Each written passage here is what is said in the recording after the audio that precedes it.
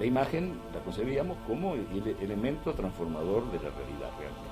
Y nos entroncamos naturalmente con todo lo que fue el movimiento muralístico latinoamericano, ¿no? Claro, lógico, con todas nuestras diferencias, ¿no? Así como son diferentes un Portinari, un Guayasamín, un Rivera, un Orozco, un Siqueiros, ¿no? Yo me dedico a la pintura ya con una formación ideológica previa. Fui militante desde muchacho y en la universidad también. Cuando se reorganiza la CGT, que había estado prohibida durante todo el régimen de Aramburu, y a Alonso se le ocurre pedirme un afiche para eso, que empapelaron todo el país.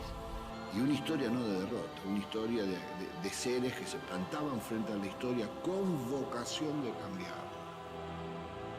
Ricardo forma parte de un grupo generacional que sufre el impacto de lo que fue el golpe del 55 y se alinea claramente en contra de la dictadura del 55 y de los gobiernos civiles ilegítimos que la suceden.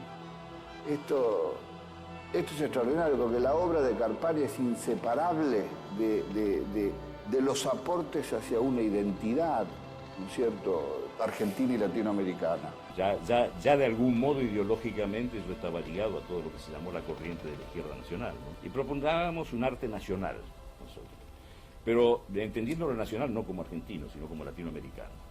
La imagen puede utilizarse, así como se utiliza la imagen en la sociedad actual capitalista como elemento alienante de la conciencia colectiva, a través de la publicidad comercial, la televisión, también puede utilizarse como elemento desalienante y liberador. Simplemente hay que darle la difusión necesaria. Espartaco fuimos un grupo de artistas con afinidad estilística e ideológica, digamos, y que nos organizamos como un grupo pictórico, rompimos violentamente en el panorama artístico en ese momento, como movimiento Espartaco, con un manifiesto que escribí yo, con una actitud crítica frente a todo lo establecido oficialmente a nivel de la plástica, digamos. Que era, por un lado, todo el abstraccionismo, el informalismo, todo lo que nosotros llamábamos arte colonizado en aquella época.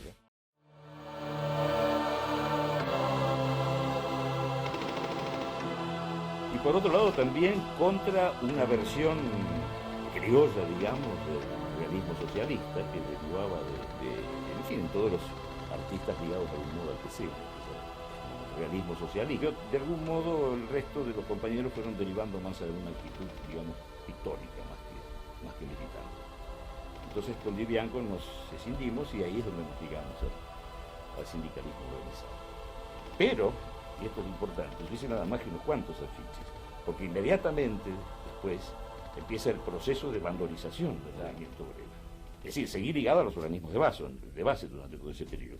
Pero me ligo realmente al movimiento obrero organizado nuevamente, y es ahí donde realizo la parte más prolífica, digamos, de toda mi actividad gráfica política, con la CGT de los Argentinos de Raimundo Ongaro.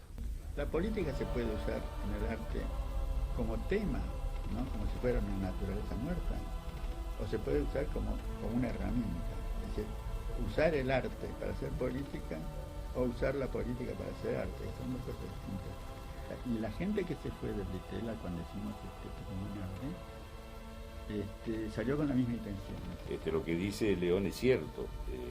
Nosotros, de algún modo, en los primeros años de los 60 éramos enemigos. Yo siempre les decía a ellos que la vanguardia éramos nosotros, los que hacíamos arte político, porque al final nos juntamos, al final todos, haciendo arte político. León Ferrari, ¿vos tuviste militancia política? Sí. No.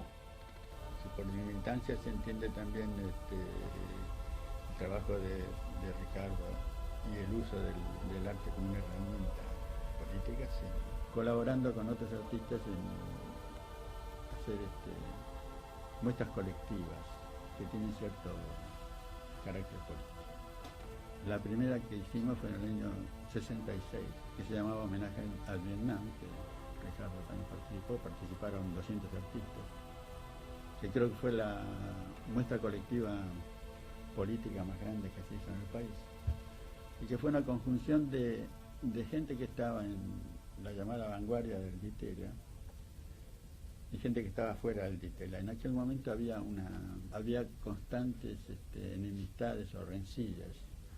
Fue una muestra que se llamaba Homenaje a Latinoamérica, pero en realidad era un homenaje al Che, donde participamos también con Ricardo, ¿no? Y después hicimos Malvenido Rockefeller. Esa la organizamos con el Yuyo y Ricardo, también en la SAP, herramienta. Y la gente que se fue del Ditela cuando hicimos Tucumán Arde, salió con la misma intención, es decir, abandonó el Ditela, hubo ahí una cantidad La patada inicial la diste vos, con el Cristo crucificado en el bombardero norteamericano. Ahí se produjo, que te lo prohibieron. Claro, Romero Breste lo prohibió. Sí, no los puso así. En el 65. No lo puso. No. ¿Qué papel jugaba Romero Brest en esa etapa? Bueno, para mí un papel siniestro, ¿no? Todavía lo siguen jugando personajes actuales, que son los herederos de él. Romero Brest para mí era un arquetipo, el arquetipo del intelectual cipayo que prolifera en estos márgenes del Río de la Plata, ¿no?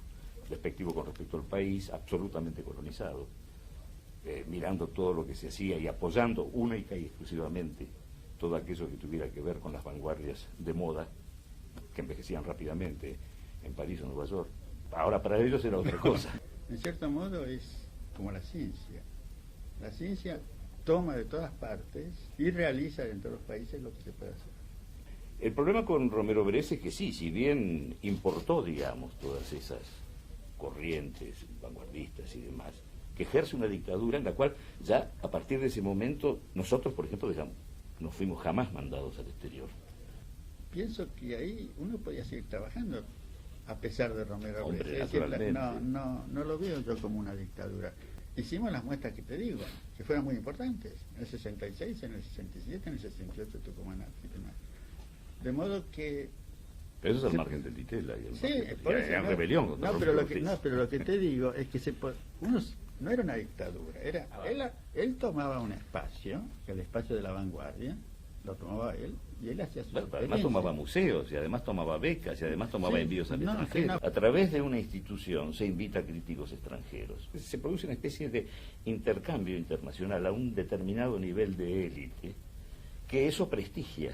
El problema, tal como se planteaba la lucha en aquella época, no era simplemente el trabajar codo a codo con el movimiento obrero, integrado a las luchas concretas de los trabajadores, sino que había que librar también la lucha en el terreno cultural. Claro.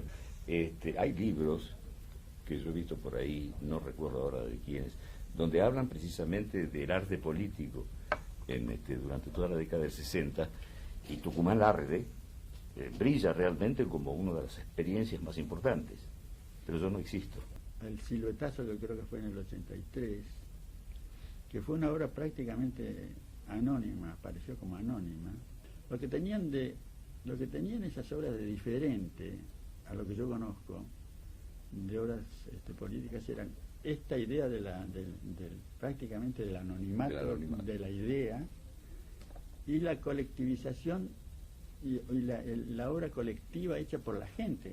Claro, hay otra experiencia que fue muy interesante también, que la hicimos junto con mi compañera, con Doris, por allá por el año 73, 72, 73, que fue los talleres de militancia plástica de base. Trabajábamos con fotos quemadas, fotos sacadas de los diarios, de las revistas, reducidas a blanco y negro. Y trabajábamos con muchachos de las villas o de la militancia de barrial, ¿no? Calcaban, reduciendo a blanco y negro, después ampliaban, y al mismo tiempo nosotros les decíamos que tenían que poner eslogans, que tenían que poner consignas. Los afiches que hacían los muchachos con el retrato de Perón o de Evita en aquella época, claro, se fueron a la villa, mostraron el afiche y empezaron a repetirlos. Y los iban y los vendían en las manifestaciones para ganarse unos mangos. Pero eran retratos dignos. O sea que ellos mismos se dieron cuenta que sabían dibujar, sin saber dibujar. Bueno, es un caso también de trabajo anónimo ese. La creatividad artística, el expresarse, el crear, sea como sea, el pintar, el hacer música, el cantar, lo que sea, el expresarse es una actividad liberadora, y eso es liberador, y eso mejora al ser humano como ser humano. Claro, depende de lo que exprese. Porque el hecho de que se haga arte no quiere decir que lo que expresa el artista sea positivo, ¿no? Porque se nos acaba el tiempo, se nos acabó. León Ferrari y Ricardo Carpani.